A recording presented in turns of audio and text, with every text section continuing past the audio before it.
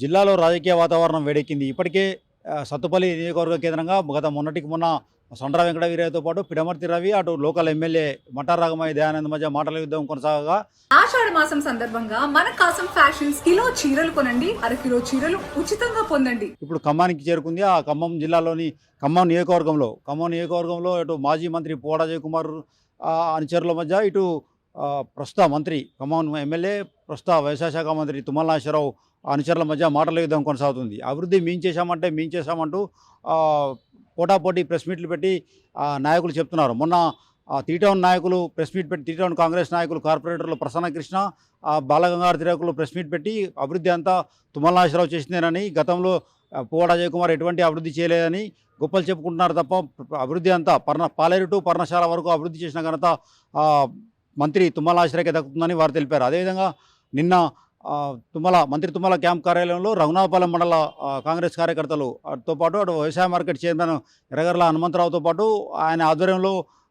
రఘునాథపాలెం మండల కాంగ్రెస్ నాయకులు press meet ఏర్పాటు చేసి అక్కడ తుమ్మల నాగేశ్వరరావు చేసిన అభివృద్ధి అని, గత 40 ఏళ్ళుగా ఆయన రాజకీయాల్లో ఉంటూ మచ్చలేని మనిషిగా అవినీతికి తావు లేకుండా ఆయన పరిపాలన అందిస్తున్నారని, అటువంటి మనిషిని మీరు అవాకులు చవాకులు పిలవద్దని, ఏదైనా విమర్శ సహేతుకంగా ఉండాలని, అహేతుకంగా విమర్శలు చేస్తే మాత్రం ఖబర్దార్ చూస్తూ ఊరుకోమని నిన్న వారు ప్రెస్ మీట్ పెట్టి చెప్పారు. అదేవిధంగా వీరికి కౌంటర్ ప్రెస్ మీట్గా ఈరోజు నగర మాజీ అధ్యక్షుడు, బీఆర్ఎస్ పార్టీ మాజీ అధ్యక్షుడు పగడాల నాగరాజు ఆధ్వర్యంలో అటు ఆర్జేసీ కృష్ణతో పాటు, ఇటు మాజీ సుడా చైర్మన్ బచ్చు విజయ్ కుమార్తో పాటు, అటు బిరెడ్డి నాగేందర్ రెడ్డితో పాటు అందరూ బీఆర్ఎస్ నాయకులు అందరూ కలిసి ఈరోజు టీఆర్ఎస్ కార్యాలయంలో ప్రెస్ మీట్ పెట్టి మొత్తం అభివృద్ధి అంతా మేమే చేశామని, అటు రిటైనింగ్ వాల్ దగ్గర నుంచి మొదలుకొని తీగల వంతెన నుంచి మొదలుకొని అటు కిలా అభివృద్ధితో పాటు అటు ప్రకాష్ నగర్లో కూడా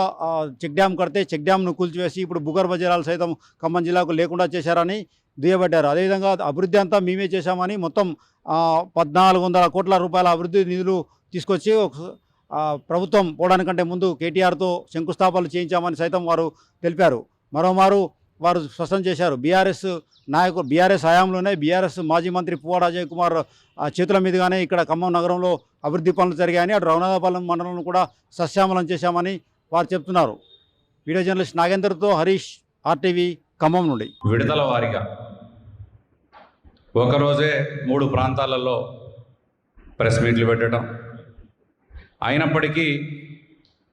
ఇంకా వాళ్ళ మీద చర్చ జనాల్లో ఆగనప్పటికీ లాస్ట్కి మొన్న జిల్లా నాయకత్వంతో పత్రికా సమావేశం ఏర్పాటు చేసి ఈ పత్రికా సారాంశం ఉద్దేశం ఏంటంటే, వాళ్ళు ఏది చెప్పినా కానీ ఇవాళ ఖమ్మంలో జరుగుతున్నటువంటి మున్నేరు మీద కేబుల్ బ్రిడ్జి కానీ, అటు ఇటు ఇరువైపులా సీసీ వాల్ కానీ, మెడికల్ కాలేజీ కానీ, అండర్ గ్రౌండ్ డ్రైనేజీ కానీ, ఇలా అన్నీ తామే చేస్తున్నట్టుగా ఇవాళ ప్రజల్ని మభ్యపెడుతూ నిస్సిగ్గుగా మందికి పుట్టినటువంటి బిడ్డని మా బిడ్డ అని చెప్పుకునే విధంగా ఇవాళ కాంగ్రెస్ పార్టీ నాయకులు ఎంత దారుణానికి ఒడుగడుతూ ఉన్నారో,